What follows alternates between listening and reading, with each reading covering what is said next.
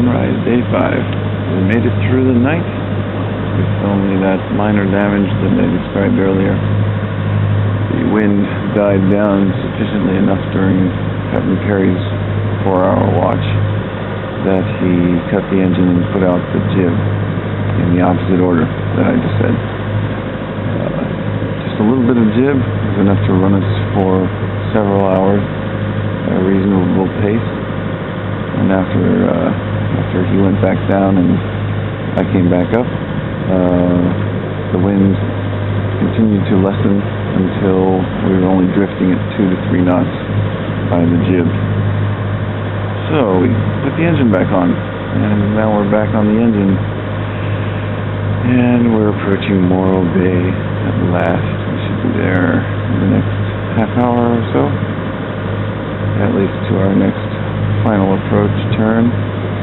The hills are looking very alive, and it's nice to see the sun. We had some fog earlier on, reducing our visibility down to about 100 feet, and I learned the pattern of horn blowing that one uses when they're in that condition. One sustained blast followed by 2 quick blasts on the auditory device, which is a signal to other ships in hearing to answer in kind, just to let them know you're here, and for them to answer to let you know they are there. So that's the events of the night, and we'll see what Morrow Bay has in store for us. I'm not sure how long we'll be resting before our next leg. Our next leg might very well be longer than the last one we took. Keep you posted. Right. Here's the closer shot of Morrow Bay at about 0900 hours or thereabouts, and we have the breakwater. I realized that I had not really shown any shots of breakwater coming into our points of rest up until now. We're just following the buoys in, hopefully avoiding any sandbars that occur, and we'll be into our stop after over 20 hours of straight sailing, which isn't honestly that bad, but kind of conditions that we went through were a little unusual and not what we had planned, not what had been forecasted.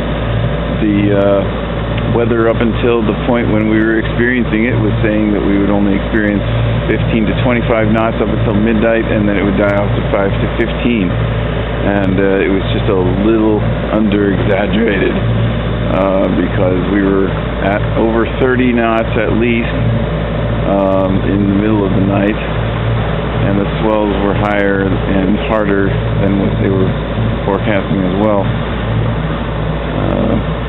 We're going to probably inspect the mainsail for damage and possible repairs while we're here, or see what we can do to mitigate any ill effects that would be produced by the damage while we continue on our way.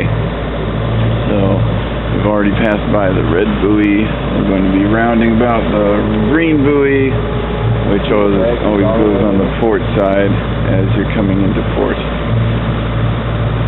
Yeah, looks like a good little town. Didn't know what to think of it when I first saw these 3 smokestacks from a distance.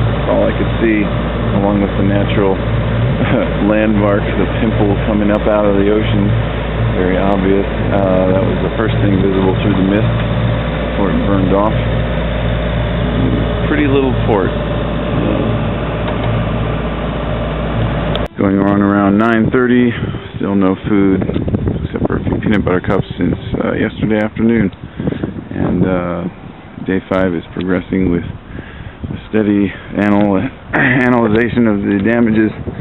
We had a broken slug come off the track from the mainsail before it got pulled down last night. This is the piece itself. As you can see, it just snapped off. This part is what meets up with the mast and slides up and down, and this holds the sail.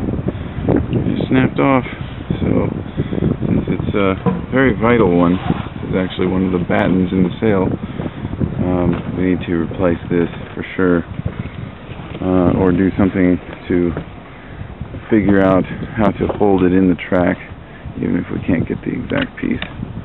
So we're figuring this out before breakfast. Exact piece? Good luck with that. Yeah. Remember how much force is on that thing? There's only the exact. So, according to Captain Perry, we're either going to replace the piece exactly, or there will be no more sailing for us.